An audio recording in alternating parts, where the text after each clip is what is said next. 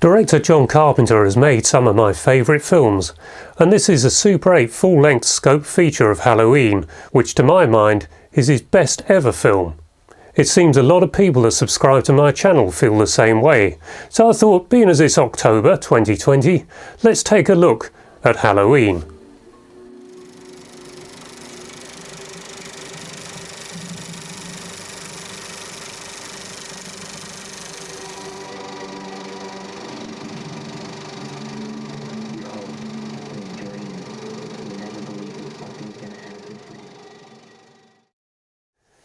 In 1994, John Carpenter came over to the National Film Theatre in London.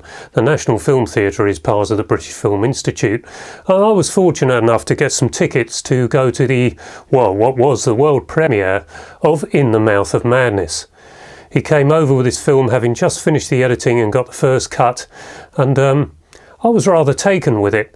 It was interesting going in to see it that the poster that we had advertising the film at that time was exactly the same poster that you see in the film when Sam Neill goes into the cinema to see himself living out that film. So it really did have a surreal aspect to it.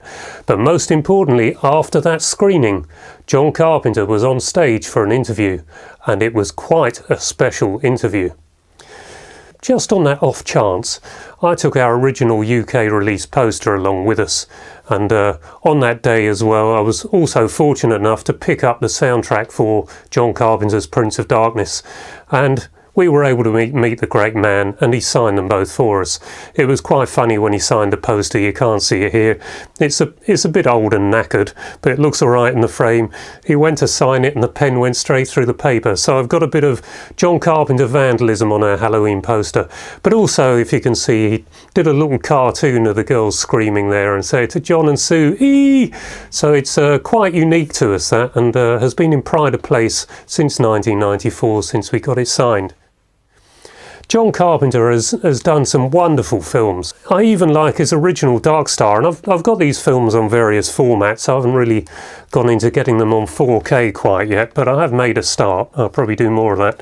But Ivor Film Services put out a 2x400 foot of Dark Star, and this is largely the original cut when it was a student movie, and loses the alien beach ball. So it runs really well. It's about half an hour, but Ivor did actually do it full length as well, but I never picked up a copy of that, maybe one day. And then after Dark Star, when nothing much really happened with that, he did what I consider to be a great film in Assault on Precinct 13. As soon as that came out on NTSC LaserDisc, we got that. The picture isn't too bad on that for an NTSC LaserDisc, but others are not so good. After Halloween, which I thought I'd show you the, don't know if you can pick that up. That was the DVD which a friend of mine gave me, and quite handy to run the Super 8 feature in sync with the sound from the DVD, which I've done. Done a bit of re-recording of it as well where it wasn't too good. But after Halloween he was doing a TV movie before Halloween really became the success it was, and that TV movie was Elvis with Kurt Russell, who I think is better as Elvis than Elvis was himself. So I'd really like to get that full length on Blu-ray if it's available, if someone can point me in the right direction. But that was a Duran 400 foot reel running about 17 or 18 minutes. Great souvenir of the film, and I'm very pleased to have it. And then after Halloween, I think I've got these in the right order, came The Fog. Now this is I think this was Fabrizio Mosca who sent this over to me. It was part of Giovanni Crosi's collection. Put it onto two 800 foot reels, but Giovanni sadly suddenly died. He was a fellow collector from Italy that regularly came over to our film collecting conventions, and I thought I've got to have some of the Giovanni's, and I've kept the original Italian sound on this, so when I run this I invariably run it in sync with the Dolby stereo tracks of the DVD, and it's nice to have that on Super 8. Not the best print, but a little better than Halloween is on Super 8. And then, of course, it was one of another of John Carpenter's masterpieces, Escape from New York, NTSC LaserDisc, which a friend of mine bought me when I left to work. A work colleague purchased for me as a leaving gift when I left there.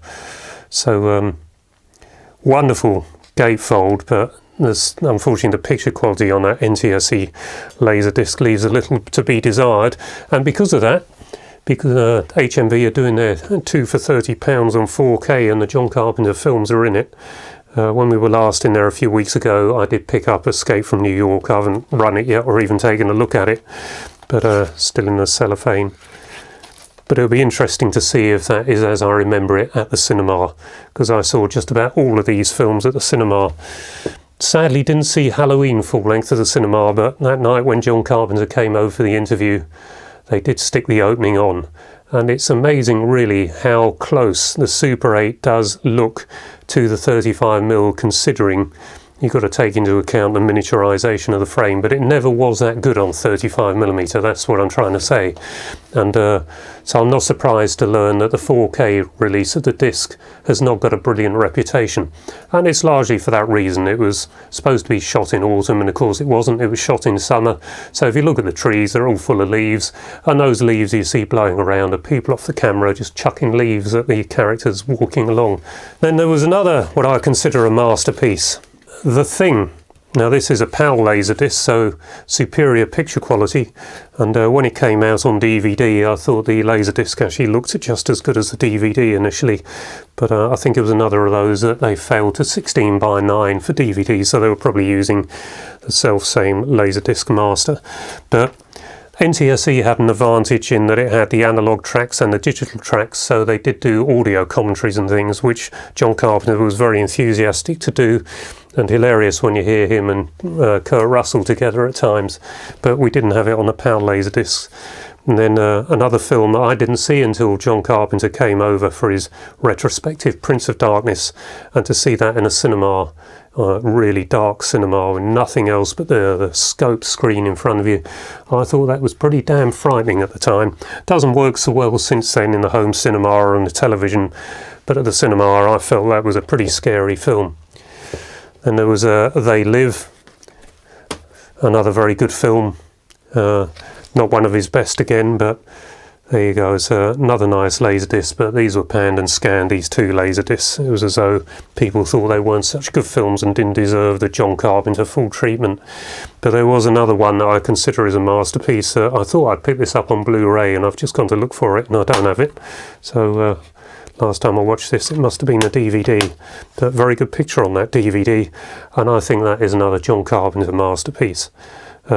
Critically, it's looking at it critically, it could be his best film, but let me know what you think. I'm sure most of you will say no, it's Halloween, but others will say no, it's The Thing, which I think is an exceptional film. Right, so getting back to Halloween, these are the original notes from the Guardian interview. Guardian sponsored this interview with John Carpenter. I think they were doing all the interviews, sponsoring all the interviews at the time at the NFT, and these are the original notes that came to accompany the interview that you picked up on the way in. And fortunately for us, they did record the interview, so maybe it's out there somewhere, but I have got a little snippet, because one of the things he told us that night was that where Halloween was filmed in Los Angeles was just a little way up Sunset Boulevard from the centre. There's a Kentucky Fried Chicken and a Blockbuster. So we listened to this, and I thought, well, about time we went to Los Angeles again anyway. So next time we were over there with my trusty Super 8 camera, let's see what happened. The street that the killer is on throughout the whole movie is right off the Sunset by Kentucky Fried Chicken.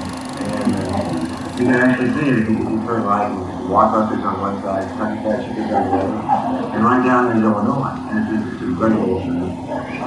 Because the Sultan Precinct routine was shown here, and I was in London, I went out to meet Mustafa Khan. He was out at 20th Studios, I believe, at the time. We talked about making the film. And when I got back to Los Angeles, William Blonde was walking in, and he had made a deal for a $300,000 movie. He said, I want to make a movie called Babysitter Murder about this killer that's called Babysitter. And I said, okay. Because I needed a job. And he called me up and said, well, why don't we set it on Halloween night? As a matter of fact, what do we call Halloween? It was finished. I went on to do another film. And it was slowly released in regionally in the United States, and every single review was that. They called it turkey and herring, mayonnaise. How embarrassing.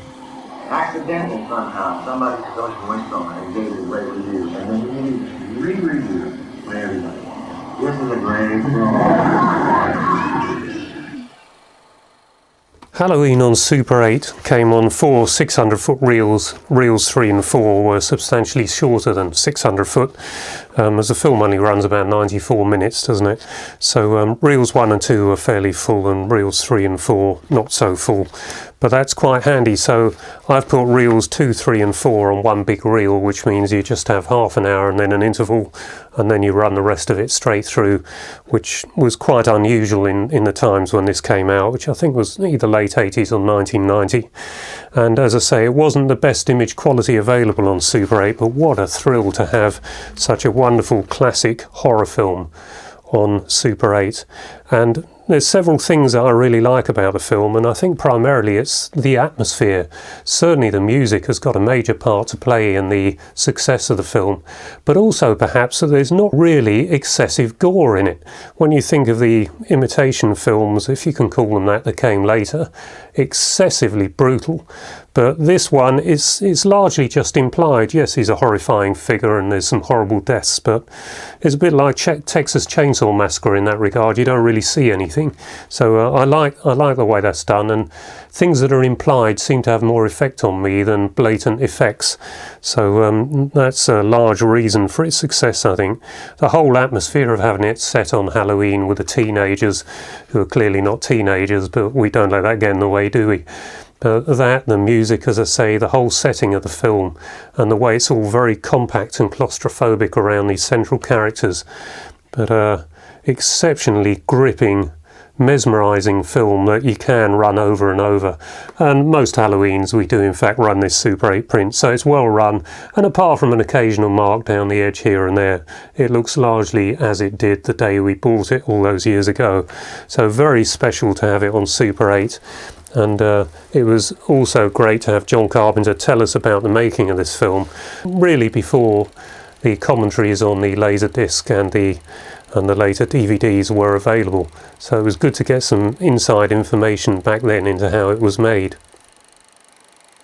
Super 8 is slightly cropped top and bottom because the scope ratio, the 2 times unsqueezing, creates a 2.66 to 1 format of the original Super 8 frame, which is 1.33 to 1. The only exception to that tended to be Cinevision prints, who did the reduction, so you got black bars down the side. But of course with Super 8 you just enlarged it more, opened the screen, so it was all manageable. But for the best picture quality, the 2.66 to 1 images tended to be the better. It's not the case with Halloween, but as I say, still lovely to have it. There have been many sequels to Halloween. I thought Halloween 2 was pretty good at the cinema when I saw that. John Carpenter that night, when he was quizzed about why Laurie Strode, the Jamie Lee Curtis, suddenly became Michael Myers' sister, he just said, well, that was the best I could come up with. And so I think that largely explains why that sort of ridiculous aspect crept into Halloween, because just like others I've seen have said on here, most on YouTube, most notably John Ellsworth, who is a massive Halloween fan, he preferred it when it was just that Laurie Strode happened to be the first person who walked up the path to the Myers house when Michael Myers had first arrived back there after escaping from the asylum. And indeed he's right. How much better that would have been if he just kept after Laurie Strode, because she was the one he wanted to kill because she was there first. So the sequels for me were all a bit spoiled, and after Halloween 2 I was one of those that didn't particularly enjoy Halloween 3, the season of the witch. Then the return of Michael Myers I thought was pretty poor, and I've got the LaserDisc of Halloween H2O. I think I've run it once, which probably tells us everything about that one. But I can understand it's a unique atmosphere in all these films, and when using that original John Carpenter music, you do get that atmosphere to a certain extent. But for me, there's one film in that Halloween series, and it is of course Halloween, a classic. So I've still been working my way through all these Blu-rays and ultra high definition Blu-rays we purchased from HMV recently. Thought that might take us through till Christmas. One of them, of course, that I've got to watch now is Escape from New York, so let me know if you'd like a full-scale review of that one in particular. Be very interesting to see how that compares to everything else every other format I've seen that on previously. So if you like this video, please give it a like and perhaps consider subscribing, so I'll be encouraged to create similar content in the future. Until the next time, bye bye for now.